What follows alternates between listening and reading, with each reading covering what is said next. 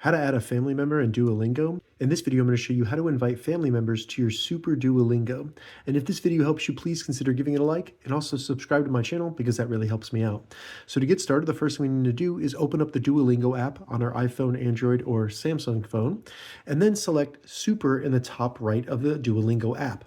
Once you do this, you'll see Family Plan at the top, and all we need to do is select Invite Members. If you don't see Invite Members, go to Manage, and you should see it there. Once here, you have a couple different options.